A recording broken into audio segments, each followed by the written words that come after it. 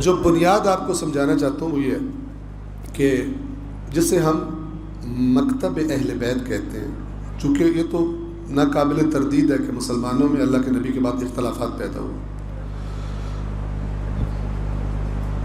حقیقت مکتب اہل بیت کی کیا ہے، کس بنیاد پہ کھڑا ہے؟ دو بنیادوں پہ استوار ہے، دو ستونوں پر مکتب اہل بیت استوار ہے۔ ایک ستون قرآن ہے اور ایک ستون محمد و آل محمد۔ محمد و آل محمد یعنی ان کے فرامین، ان کی سیرت۔ تو قرآن تو واضح ہے کیا مسئلہ، ٹھیک ہے۔ یہ جو ہم کہتے ہیں محمد و آل محمد، اس کو بھی ٹیکنیکلی سمجھ لیں کہ جب ہم نام مبارک محمد مصطفیٰ صلی اللہ علیہ وآلہ وسلم کے ساتھ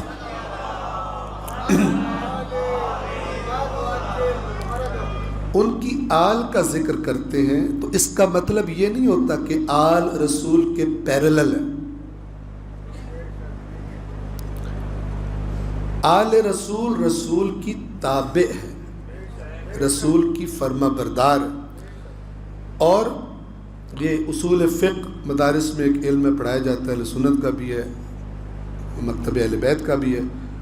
تو اس میں ایک بنیادی بات یہ بتائی جاتی ہے، جو ڈسکشن جب ہوتی ہے اہل بیت کی روایات، جن میں اہل بیت اطہار نے یہ فرمایا کہ ہم جو کچھ بھی تمہیں بتاتے ہیں ہم تمہیں اللہ کے نبی کا فرمان بتاتے ہیں، ہم تمہیں اپنے پاس سے کچھ نہیں بتاتے۔ اگر ہم اپنے پاس سے کچھ کہیں گے تو ہلاک ہو جائیں گے۔ توجہ کریں کہ کتب اصول میں موجود ہے۔ کیوں بھلا، کیا مراد ہے ان کی؟ اتنا سخت جملہ بولا ہے، ہم خود سے کہیں تو ہلاک ہو جائیں گے۔ اس لیے کہ جسے ہم دین اسلام کہتے ہیں وہ الیوم اکملت لکم دینکم والی آیت کے بعد کامل ہو چکا ہے، اس میں کوئی ایڈیشن اور سبٹریکشن نہیں ہو سکتی۔ کامل کسے کہتے ہیں؟ اور وہ بھی جسے اللہ کامل کہہ رہا ہو۔ ایک چیز ہم کہتے ہیں تمام، ایک ہم کہتے ہیں کمال۔ کمال تمام سے اوپر کی چیز ہے۔ اگر آپ کسی سے کہیں میز بنا دو اور وہ کہیں سے بھی سیدھی ٹیڑھی چار لکڑیاں جمع کرے، ان کو اوپر ایک پھٹا سا رکھ دے، دو کیل چار اس میں ٹھوک دے کہ میز تیار ہے، تو اس کی شکل تو میز والی ہوگی، یعنی ایز اے میز مکمل ہے، میز ہی ہے۔ لیکن آپ دیکھ کر کہیں گے اس تو بہتر آئی تو نہ ہی بنا میں یہ کیا بنا کے دے دی۔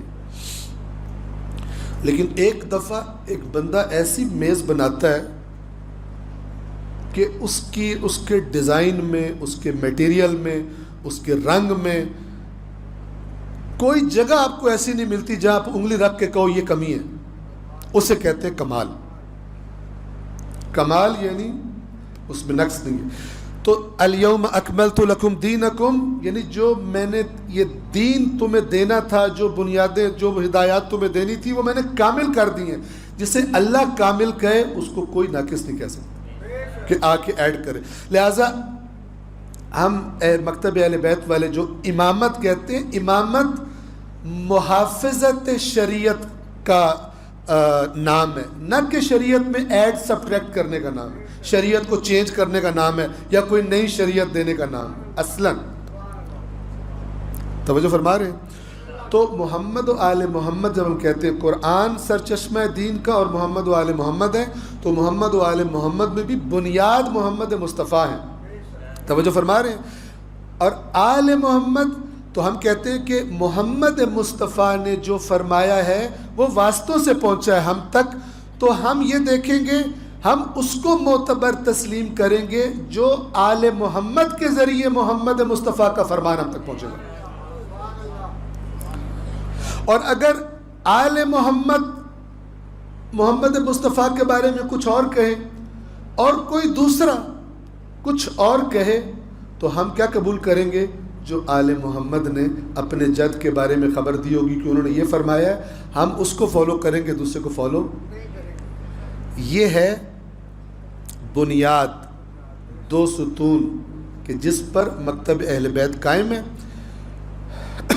تو ان کو کل یہ احساس ہوا کہ آپ کی باتوں سے لگ رہا تھا قرآن کافی ہے. تو میں نے کہا کہ آپ کو واضح کر دوں کہ قرآن مجید اور رسول پاک کی سنت یہ اصل میں دو بنیادیں، اور جو ائمہ اہل بیت ہیں وہ اصل میں سنت رسول ہی بیان کرتے ہیں.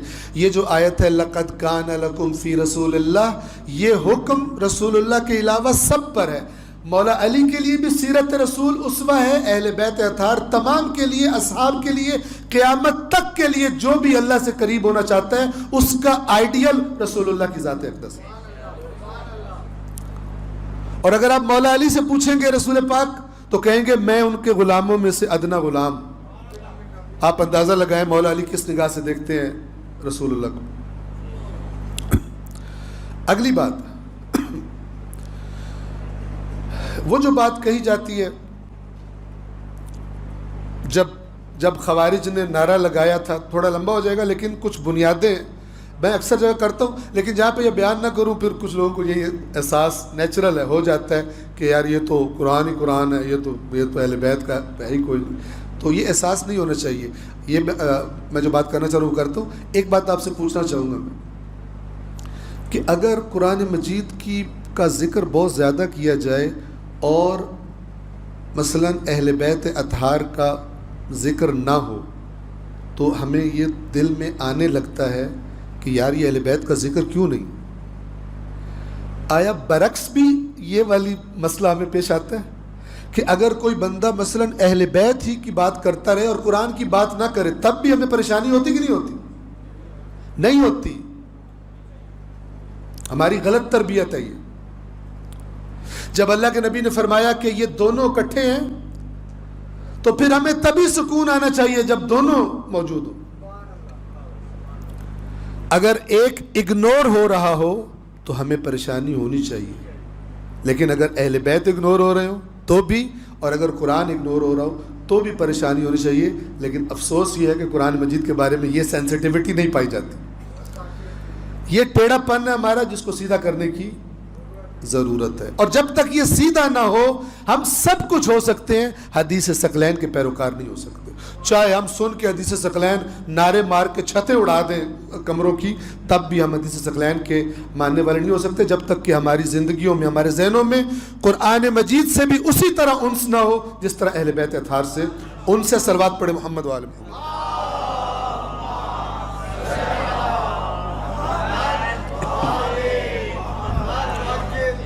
اگلی بات جو کرنے لگوں بہت توجہ سے سنیے.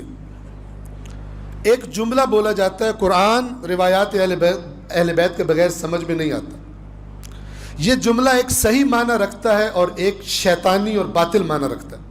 اور وہ معنی وہ ہے کہ جس کی وجہ سے لوگ قرآن سے دور ہو جاتے ہیں، اور افسوس کے ساتھ وہ معنی زیادہ ہے ذہنوں میں. بعض اوقات ایک جملہ حق ہوتا ہے لیکن اس کا معنی جو لیا جا رہا ہوتا ہے وہ غلط ہوتا ہے.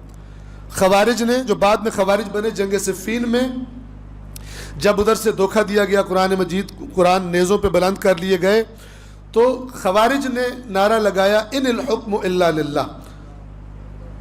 قرآن کی آیت ہے یہ کہ نہیں ہے حکم کا اختیار مگر صرف اللہ کو. یہ بالکل صحیح بات ہے. صرف اللہ کو اختیار ہے، وہ اتھارٹی ہے، الٹیمیٹ اتھارٹی وہ ہے، وہ فیصلہ کرنے کا اختیار رکھتا ہے. یہ انہوں نے نعرہ لگایا. جب مولا علی علیہ السلام نے یہ نعرہ سنا، کہ ان کو بتایا گیا، انہوں نے خود سنا کہ یار یہ تو یہ نعرے مار رہے ہیں، تو مولا نے ایک جملہ بولا، یہ توجہ سے سنیے. فرمایا کلمۃ حق، یہ جو بول رہے ہیں، یہ جو بات منہ سے نکال رہے ہیں یہ برحق ہے. کلمۃ حق، ان کے منہ سے نکلنے والا یہ کلمہ، یہ کلام، یہ حق ہے. یراد بہل باطل، لیکن اس سے جو مراد لی جا رہی ہے وہ باطل ہے. توجہ فرمائیں. تو ایسا ہوتا ہے کہ بعض اوقات باطل میک اپ کرتا ہے اوپر حق کا، حق کو فرنٹ پہ رکھتا ہے، حق کی شکل، تاکہ ایک غیر سنجیدہ آدمی، ایک جذباتی آدمی جلدی دھوکہ کھا جائے. جو اینالائز نہیں کرتا، جو تجزیہ تحلیل نہیں کر سکتا، وہ جذباتی ہو کے کچھ بھی اس سے کروا لو. حق معنی کیا ہے اس جملے کا؟ کہ قرآن روایات اہل بیت کے بغیر سمجھ میں نہیں آ سکتا. اس کا صحیح معنی کیا ہے اور اس کا باطل معنی کیا ہے؟ اس کا صحیح معنی یہ ہے، بلکہ پہلے میں غلط والا بیان کروں، توجہ کیجئے گا. اس جملے کا کہ قرآن روایات اہل بیت کے بغیر سمجھ نہیں آ سکتا، اس کا غلط معنی، اس کا زہریلا معنی، جس کی کم از کم تاثیر یہ ہے کہ آپ کو قرآن پہ ٹرسٹ ختم ہو جائے گا کہ میں قرآن مجید کو پڑھ کے کچھ سمجھ سکتا ہوں. قرآن مجید کا متن ایک بیکار چیز بن کے رہ جائے گی، سوائے اس کے کہ اس کو چومو یا اس کو بغیر سمجھے ہوئے طوطوں کی طرح رٹے مارو اس کے، اور کچھ نہیں رہ جائے گا. یا تویزیں بناؤ اس کی، یا وظیفے کرو، اور کچھ بھی نہیں. ہدایت جو اصل ہے قرآن کی، اس سے آپ کا اعتماد اٹھ جائے گا اگر یہ والا زہریلا معنی جو بتانے لگا ہوں، باطل معنی اس جملے کا لیا جائے گا. اور وہ باطل معنی کیا ہے؟ کہ کوئی بھی قرآن مجید کی آیت جب تک روایت نہ آ کے حدیث نہ بتائے اس کا کیا مطلب ہے، ہم نہیں سمجھ سکتے کیا لکھا ہوا. سمجھ رہے ہیں؟ اور ایسا ایک بڑا طبقہ دنیا میں موجود ہے، دینی مدارس میں بھی موجود ہے، انہیں کہتے ہیں اخباری. ان کا کیا عقیدہ ہے کہ قرآن مجید کا متن ہم اس کو درک نہیں کر سکتے، اس کے معنی کو درک نہیں کر سکتے. آپ ان سے کہیں گے نا اللہ کہہ رہے یقیناً میں نے قرآن کو نصیحت کے لیے آسان کر دی ہے کوئی نصیحت لینے والا؟ وہ کہیں گے ہمیں کیا پتہ کیا کہا. ایسے بونگو ہیں، لیکن عالموں کی شکل میں بھی، اور ان کے اندھے مرید وہ بھی اسی طرح پیچھے. وہ سمجھتے ہیں کہ اگر ہم نے یہ کہا نا کہ اگر اہل بیت کا فرمان نہ ہو تب بھی قرآن سے کچھ سمجھ آ سکتا ہے، اس طرح اہل بیت کی توہین ہو جائے گی.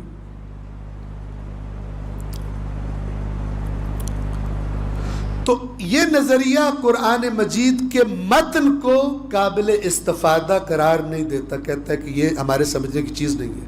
تو جب بھی قرآن پڑھو نیچے دیکھو کوئی حدیث آئی ہے، حدیث میں جو معنی ہوگا وہی آیت کا معنی ہوگا، اور اگر حدیث نہیں ہے تو ہم اس کا معنی نہیں سمجھ سکتے.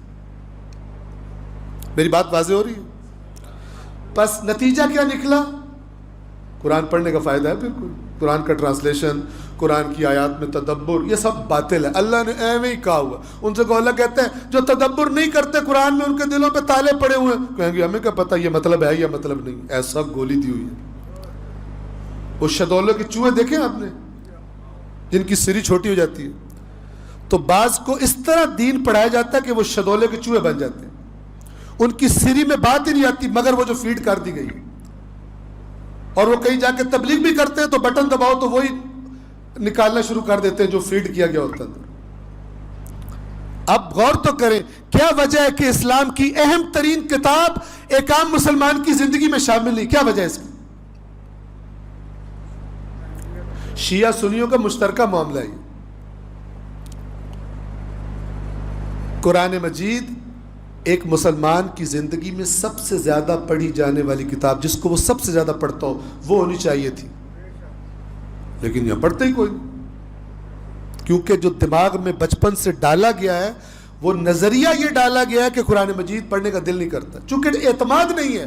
کہ میں اور مجھے تو خیر کیونکہ میں قرآن مجید کا شور بہت بچاتا ہوں تو مجھے تو کسی قسم کے میسج آتے ہیں. ایک میسج آیا کسی دوسرے ملک سے خاتون کا، تو انہوں نے کہا کہ مولانا میں نے قرآن پڑھنا شروع کیا تھا آپ یہ سننے سے پہلے درس، تو میں نے بڑی مشکل سے ایک سپارہ پڑھا، مجھے یوں لگ رہا تھا جیسے میں گمراہ ہو رہی ہوں.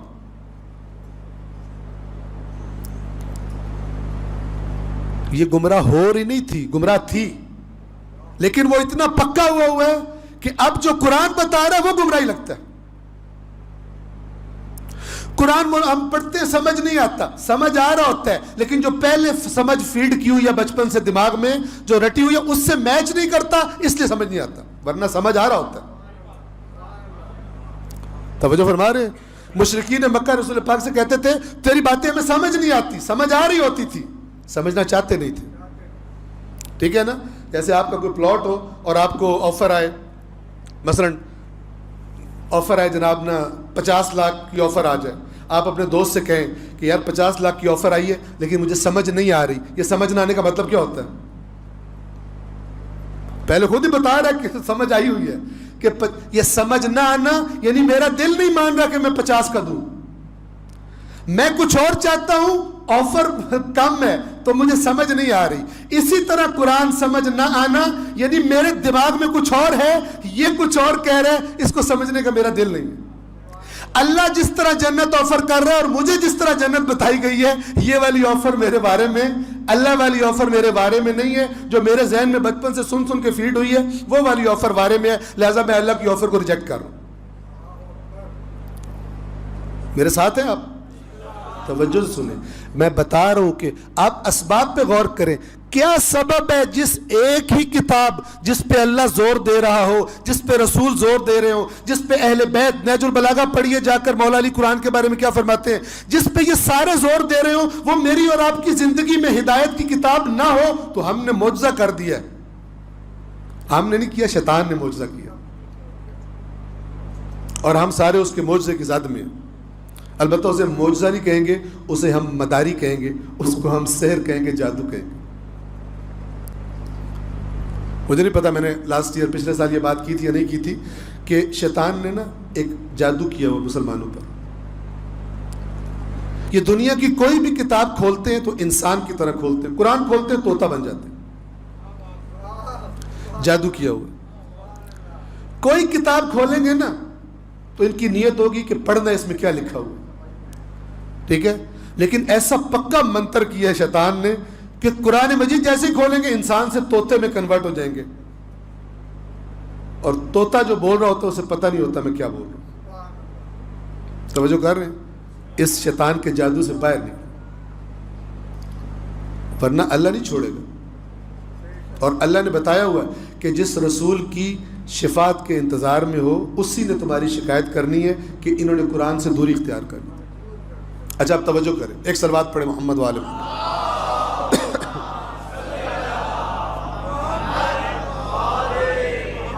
میں وہ باطل معنی بتا رہا ہوں، حق والے معنی کی طرف میں ابھی آتا ہوں، آپ توجہ فرمائیں کہ قرآن مجید میں ڈائریکٹلی اللہ نے یہ فرمایا ہے کہ میرا رسول اپنے اللہ کی یعنی میری بارگاہ میں قیامت کے دن شکوہ کرے گا کہ اے میرے پروردگار، یقیناً میری قوم نے اس قرآن سے دوری اختیار کر لی تھی۔ یہ قرآن میں واضح سورۃ الفرقان آیت نمبر 30 ہے۔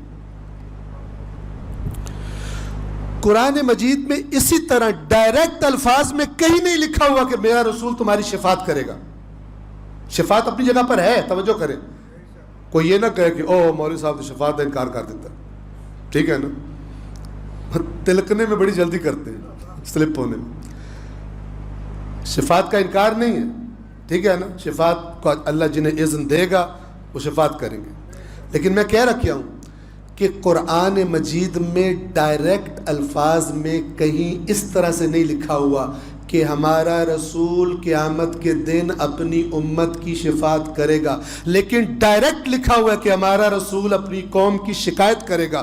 تو جو ڈائریکٹ لکھا ہوا ہے اس کی پرواہ کوئی نہیں سیاحوں کو، اور جو ڈائریکٹ نہیں لکھا ہوا اس پہ مرے جا رہے ہیں، اسی کی امید پہ ساری زندگی گزار رہے ہیں۔ جو ڈائریکٹ لکھا ہوا ہے کہ یہ اتنا بڑا خطرہ ہے تمہارا، 440 وولٹ سے بھی زیادہ ہے، ککھ نہیں رہے گا تمہارا، اس کی پرواہ کوئی نہیں۔ سیانے ہیں یا نہیں؟ بہت ہائی آئی کیو ہے اجتماعی طور پر، میں بہت سمجھدار۔ وہ لوگ جو اپنی دنیا کے معاملات میں اڑتی چڑیا کے پر گن لیتے ہیں، بڑے ایکسپرٹ ہوتے ہیں، جب دین کا معاملہ آتا ہے گائے کی طرح ہو جاتے ہیں، بھیڑ کی طرح ہو جاتے ہیں، عقلیں موٹی ہو جاتی ہیں، کامن سینس بھی استعمال نہیں کرتے۔ تو اس جملے کا کہ قرآن روایات اہل بیت کے بغیر نہیں سمجھا جا سکتا، باطل معنی یہ ہے کہ قرآن کا ٹیکسٹ ہماری سمجھ سے باہر۔ بس آپ کہو الحمدللہ رب العالمین، ہمیں کا پتہ، الرحمن الرحیم سانو کی پتہ، مالک یوم الدین اللہ جانے۔ یہ ہے، یہ اس نظریے کی پریکٹیکل آپ سب کے یہ مزے کا خیز لگ رہا ہوگا آپ کو، لیکن یہ لوگ یہی کہتے ہیں کہ جب تک نیچے روایت نہ ہو، اچھا روایت آ جائے کوئی جھوٹی، یہ کہیں گے قرآن کی آیت سے ہم نہیں سمجھ سکتے، تھلے ویکھو روایت کی لکھی، او باویں قرآن دی آیت کا منہ اور پاسے لگا دے، وہ کہہ رہی ہو مشرق کی طرف منہ کرو، وہ مغرب کی طرف کسی جھوٹے غالی کی کسی کذاب کی روایت ہو تو وہ کہیں گے کہ یہ روایت سننی ہے، وہ قرآن کی آیت کو ہم نہیں دیکھ سکتے۔ یہ ہے باطل معنی اس جملے کا۔ حق معنی کی طرف آتا ہوں. آپ مجھے یہ بتائیے, اگر یہاں تک واضح ہے نا, یہ واضح ہے بات, تو اگلی بات آپ کو تب سمجھ آئے گی, اس کو آپ اس نتیجے پہ آپ تب پہنچ سکتے ہیں میرے ساتھ. اگر ایسا ہے تو پھر ذرا غور سے سوچئے کہ ائمہ نے کیوں فرمایا کہ ہمارے سے منسوب کوئی بات جو قرآن کی بات کے خلاف ہو اسے قبول مت کرو. بھائی جب قرآن سمجھ نہیں آ سکتا تو پھر خلاف اور موافق ہونے کا پتہ کیسے چلے گا؟ سمجھ رہے ہیں؟ میں قرآن کے پاس روایت لے کے جاؤں, اگو قرآن میں واقع میں تو تینوں سمجھ ہی کوئی نہیں ہونا, تو میں کدھر جاؤں گا؟ کہاں سے چیک کروں گا میں روایت کو؟ لا تقبلوا علینا ما خالف قول ربنا, ہمارے بارے میں وہ مت قبول کرو جو ہمارے رب کے قول کے خلاف ہو. رب کا قول قرآن ہے. کتنی جرأت ہے اس میں جو اللہ پر یہ تہمت لگاتا ہے کہ اللہ تعالیٰ نے ایک گونگی مونگی سی کتاب دی ہے کہ جس کو پڑھ کے پتہ سوری کوئی نہیں لگتا کہ اس میں کیا لکھا ہو.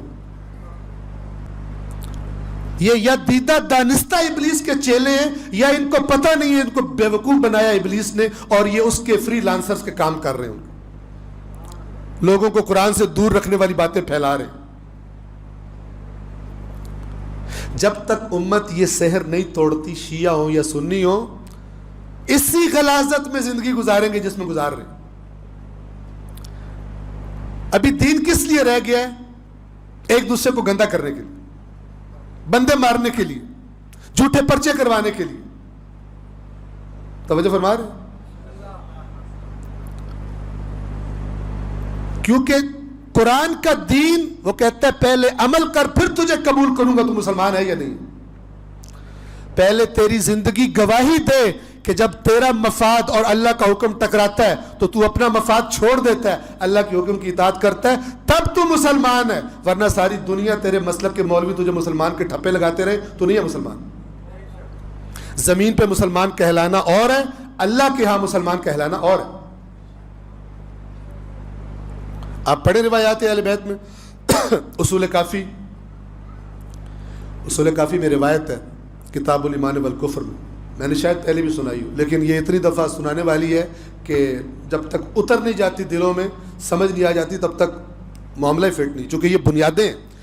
اس لمبی روایت ہے, اس کا میں لب لباب آپ کو پیش کر رہا ہوں. اس میں امام جعفر صادق علیہ الصلوۃ والسلام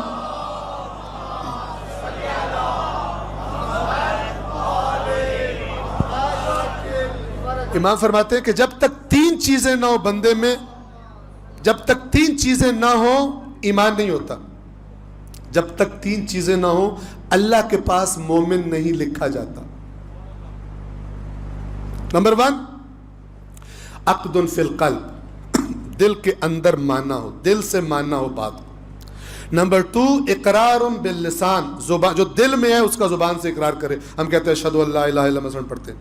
نمبر 3 وعمل بالارکان, اس کے بعد جو دل میں ہے اور جس کا زبان سے اقرار کر رہے ہیں اس کے ہاتھ پیر سے جو کام نظر آئیں وہ گواہی دیں اسی چیز کی جس کا زبان سے اقرار کرتا ہے اور دل میں عقیدہ رکھتا ہے.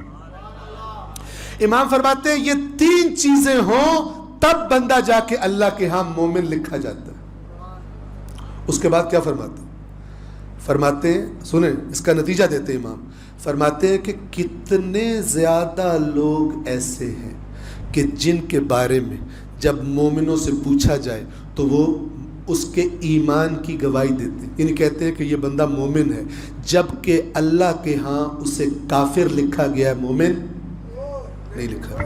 کتنے کثیر بندے ایسے ہیں, اصول کافی کتنے کثیر ایسے ہیں کہ جن کو مومنوں سے پوچھو تو کہتے ہیں مومن ہے لیکن اللہ کے ہاں وہ کافر لکھا ہوا ہے. اور ساتھ ہی یہ فرمایا کہ جنہوں نے اس کے ایمان کی گواہی دی ہے انہوں نے بالکل ٹھیک کیا ہے, کیونکہ وہ ظاہر کو دیکھ رہے ہیں, جبکہ جس نے اوپر مومن لکھنا ہے وہ ظاہر کا محتاج نہیں ہے, وہ اندر کا بھی وہ دیکھنے والا ہے, علیم بذات الصدور ہے.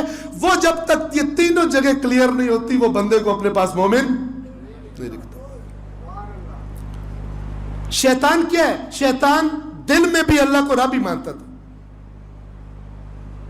شیطان زبان سے بھی قال رب فانذرنی الی یوم یبعثون, کہنے لگا اے میرے رب مجھے مہلت دے اس دن تک جس دن تو ان کو دوبارہ